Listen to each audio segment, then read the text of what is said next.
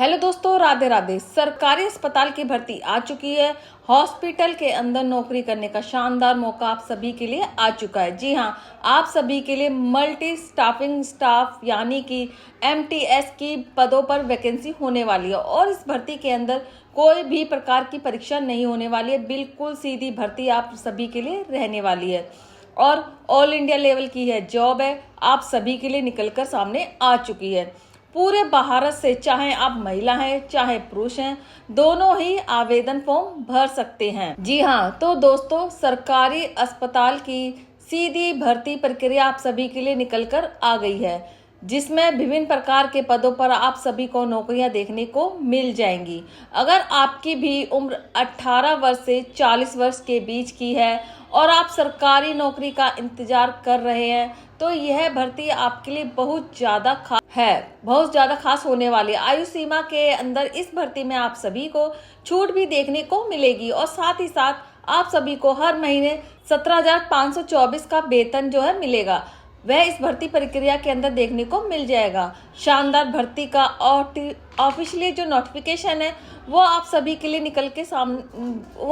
लिए आ चुका है, जारी हो चुका है। तो सरकारी अस्पताल भर्ती प्रक्रिया के बारे में अगर हम बात करें तो 10वीं पास है, 12वीं पास है या फिर आपने ग्रेजुएशन कर रखी है और आप सरकारी नौकरी लेना चाहते हैं तो यह भर्ती आपके लिए खास है। आज ही आप जो है इसमें आवेदन कर सकते हैं। सीधी आप सभी इस भर्ती के अंदर जो है चयन होने वाला है, सीधा आपका चयन होने वाला है। साथ ही खास बात यह रहेगी कि हॉस्पिटल की इस भर्ती के अंदर जैसे ही आप आवेदन करेंगे, फॉर्म भरेंगे तो उस फॉर्म का कोई शुल्क नहीं लगेगा, कोई फीस नहीं है, वो भी आप सभी से नहीं ली जाएगी। निःशुल्क आवेदन फॉर्म भरे सकते हैं और आवेदन के फॉर्म जो भरना है वो आप सभी को इस भर्ती प्रक्रिया के अंदर तो सरकारी हॉस्पिटल की शानदार वैकेंसी प्रक्रिया की पूरी जानकारी आपको देंगे, जिसमें आवेदन फॉर्म आप सभी को किस तरीके से भरना है, आवेदन का शुल्क जो है वो यहाँ पर कितना लगेगा, आयु सीमा एज लिमिट आप सभी के लिए यहाँ पर जो कितनी रहने वाली है, के अलावा शैक्षिक योग्यता एजुकेशन क्वालिफिकेशन क्या क्या चाहिए होंगी, कौन कौन से लोग जो हैं वो इस भर्ती प्रक्रिया के अंदर अप्लाई कर सकते हैं, फॉर्म भर सकते हैं, साथ ही साथ पदों की संख्या क्या है, उसका विवरण क्या है, कौन कौन से पद हैं, आप सभी को इस भर्ती प्रक्रिया के अंदर देखने को मिल जाएंगे। साथ ही बात करेंगे जरूरी दस्तावेज, महत्वपूर्ण डॉक्यूमेंट्स कौन कौन से चाहिए होंगे, साथ ही हर महीने आपको इस वैकेंसी में सैलरी जो है वो कितनी देखने को मिलेगी। तो यह वीडियो आपको ध्यान से देखना है और अगर आप चैनल पर पहली बार आए हैं तो चैनल को सब्सक्राइब कर दीजिए। तो चलिए वीडियो शुरू करते हैं और भर्ती के नोटिफिकेशन पर चलते हैं। तो यहाँ पर आप देख सकते हैं भाइयों और बहनों, इस भर्ती के नोटिफिकेशन पर आ चुके हैं और इस भर्ती की खास मुख्य विशेषता यह है कि इसमें कुछ ऐसे पोस्ट रहेंगे, आपका चयन मेरिट के आधार पर होगा, कोई परीक्षा नहीं होगी। और यहाँ पे आप देख सकते हैं कि पोस्टिंग आपके जिले या फिर गांव में यानी कि कहें तो आपके पंचायत में मिल सकती है। 8वीं 12वीं पास हैं, आपकी एज 18 प्लस है, तो वीडियो ध्यान से देखें। अब यहाँ पे बात करते हैं सबसे जरूरी कि आपकी एलिजिबिलिटी क्या चाहिए आवेदन करने के लिए। तो आवेदन के लिए यहाँ पर आपकी शैक्षिक योग्यता और एज लिमिट की किस प्रकार से आवश्यकता होगी, यहाँ पर बात करते हैं सबसे पहले कि आप यहाँ पर कम से कम कहें तो 8वीं पास हैं, 10वीं पास हैं और 12वीं पास हैं और ग्रेजुएट यानी कि ग्रेजुएशन कर रखे तो आवेदन कर सकते हैं। और इसके अलावा आपको कंप्यूटर के बारे में भी बेसिक नॉलेज होनी चाहिए। यहाँ पर कुछ ऐसे पोस्ट भी है, यहाँ पे आपको पर्ची काटने का काम करना होगा। आगे आपको मैं बताऊंगी कि पोस्ट के अनुसार आपको काम किस प्रकार से रहेगा। अब बात करते हैं आपकी एज लिमिट की, यानी कि आवेदन करने के लिए आपकी आयु सीमा क्या चाहिए। तो यहाँ पर आप देख सकते हैं कि आपकी जो न्यूनतम आयु है वो 18 वर्ष और अधिकतम आयु की बात करें तो 45 वर्ष, यानी कि जो 18 से 45 वर्ष के बीच में जो कैंडिडेट हैं 18 प्लस वाले वो आवेदन कर सकते हैं। और यहाँ पर जो कि सामान्य कैटेगरी के उम्मीदवार हैं, अगर आप आरक्षित श्रेणी से हैं, OBC SC ST कैटेगरी से हैं, तो यहाँ पे आप देख सकते हैं जो कि आरक्षित श्रेणी से उम्मीदवार होंगे, महिला उम्मीदवार हैं, उनको सरकार के नियम अनुसार छूट मिलेगी। ऑल इंडिया कैंडिडेट यह भर्ती भारत के सभी राज्यों के लिए रहेगी। भारत के सभी राज्यों से महिला और पुरुष दोनों अप्लाई कर सकते हैं। अब बात करते हैं कि आपके डॉक्यूमेंट्स क्या लगेंगे आवेदन के लिए। यहाँ पर जैसे तो यहाँ पर भी बात कर लेते हैं कि यहाँ पर अगर आपको पोस्ट के अनुसार आपको क्या काम करना होगा, तो यहाँ पे आप देख सकते हैं पद और आपके कार्य, यानी कि कौन कौन से पोस्ट हैं और उसके लिए आपको काम क्या करना होगा। जैसे कि पर्ची काटना, ऑपरेटर का पोस्ट है, उसमें आपको मरीजों की पर्ची काटना, पर्ची बनाने का काम करना होगा। इसके अलावा जो ओपीडी हेल्पर है, मरीजों की जानकारी और सहायता आपको देनी होगी। रजिस्टर क्लर्क का पोस्ट है, हेल्पर डेस्क असिस्टेंट। तो यहाँ पर आप देख सकते हैं कि पोस्ट वाइज आपका काम किस प्रकार से रहेगा और यहाँ पर 4 अलग अलग प्रकार के आपको यहाँ पे पोस्ट देखने को मिलेंगे। अब यहाँ पे बात करते हैं आगे की जानकारी के बारे में।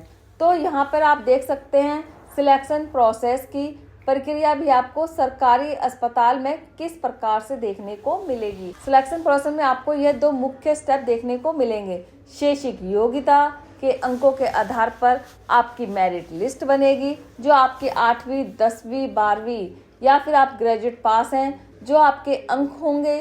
शैक्षिक योग्यता के अंकों के आधार पर जो मेरिट लिस्ट बनेगी, उस मेरिट लिस्ट में एक्टिव उम्मीदवार होंगे, जैसे कि जो चयन उम्मीदवार होंगे उनके डॉक्यूमेंट्स वेरिफिकेशन होगा, यानी कि डॉक्यूमेंट्स का सत्यापन कहें। आपको यहाँ पे डॉक्यूमेंट्स देने होंगे, उन डॉक्यूमेंट्स को चेक किया जाएगा। फिर यहाँ पे अंतिम चयन, यानी कि किसी भी प्रकार की कोई परीक्षा नहीं होगी इन पोस्टों के लिए, आप देख सकते हैं, ना ही आपका यहाँ पे इंटरव्यू होगा। इस प्रकार से यहाँ पे आपको सरकारी अस्पताल भर्ती के अंदर सिलेक्शन प्रोसेस की प्रक्रिया देखने को मिल जाएगी।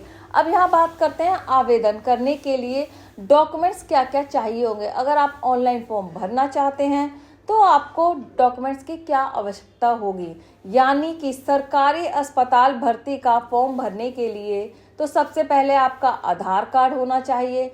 आवेदन करने के लिए जो मेल फीमेल कैंडिडेट है उनका आधार कार्ड, इसके अलावा मार्कशीट आपकी 8वीं, 10वीं, 12वीं या ग्रेजुएट पास है तो आपके शैक्षिक योग्यता के प्रमाण पत्र के रूप में यह डॉक्यूमेंट्स होने चाहिए। फिर आपका निवास प्रमाण पत्र भी होना चाहिए और फिर आपका जाति प्रमाण पत्र भी होना चाहिए। अगर आप SC, ST, OBC के कैटेगरी से हैं, यानी कि कहे तो आरक्षित श्रेणी से है, तो फिर आपका जाति प्रमाण पत्र भी होना चाहिए और उस समय का पासपोर्ट साइज फोटो होना चाहिए, बैंक पासबुक की कॉपी होनी चाहिए, चालू मोबाइल नंबर और ईमेल आईडी और स्वयं के हस्ताक्षर के स्कैन कॉपी। इस प्रकार से आपके आवश्यक डॉक्यूमेंट्स लगेंगे आवेदन के लिए। आवेदन करने से पहले इन डॉक्यूमेंट्स की फोटोकॉपी बना के आपको अपने पास सुरक्षित रख लेनी है, ताकि आवेदन करें उस समय आपको किसी प्रकार की कोई दिक्कत ना हो। तो चलिए आगे जानते हैं ऑनलाइन आपको अप्लाई कैसे करना होगा। अब यहाँ पे बात करते हैं कि ऑनलाइन आवेदन कैसे करें। अपने मोबाइल फ़ोन से ही इस पर भर्ती का फॉर्म भरा जाता है। तो आपको अपने राज्य संबंधित अधिकारी वेबसाइट है उस पर जाना है। वहाँ से आपको सरकारी अस्पताल भर्ती, यानी कि सरकारी अस्पताल भर्ती की गवर्नमेंट हॉस्पिटल रिक्वायरमेंट 2026 को यहाँ पे वैकेंसी को सिलेक्ट करना है। उसके बाद यहाँ पे सिलेक्टिव करने के बाद आपके रजिस्ट्रेशन करने को बोला जाता है। अगर आप नए हैं तो आप रजिस्ट्रेशन प्रोसेस कंप्लीट कर लेना अपना मोबाइल नंबर, नाम, ईमेल आईडी के द्वारा। फिर यहाँ पे आपको दोबारा लॉगिन करना होगा। लॉगिन आईडी और पासवर्ड से लॉगिन करेंगे तो आपके सामने सरकारी अस्पताल भर्ती का फॉर्म खुलेगा, जिस फॉर्म के अंदर आपको अपना नाम, एड्रेस वगैरह सारी जानकारी स्टेप बाय स्टेप दर्ज कर देनी है। और उसके बाद में आपको अपने फॉर्म को चेक करना है और आपने सही से भरा या नहीं भरा। डॉक्यूमेंट्स की फोटोकॉपी बिल्कुल आपने सही से अपलोड कर दी है तो फॉर्म जो है फीस देनी होगी। वहाँ देने के बाद फॉर्म को सबमिट कर देना है। फॉर्म का प्रिंट आउट अपने पास सुरक्षित रख लेना। इस प्रकार से अगर आप भी सरकारी अस्पताल भर्ती का फॉर्म भरना चाहते हैं अपने मोबाइल फ़ोन से तो घर बैठे इस प्रकार से फॉर्म भर सकते हैं। तो इस प्रकार से आपके लिए सरकारी अस्पताल भर्ती से जुड़ी जानकारी थी। अगर आपको यह जानकारी पसंद आई हो, उपयोगी लगी हो तो वीडियो को लाइक करें, चैनल को सब्सक्राइब करें। मिलते हैं नेक्स्ट वीडियो में किसी और टॉपिक पे। बाय।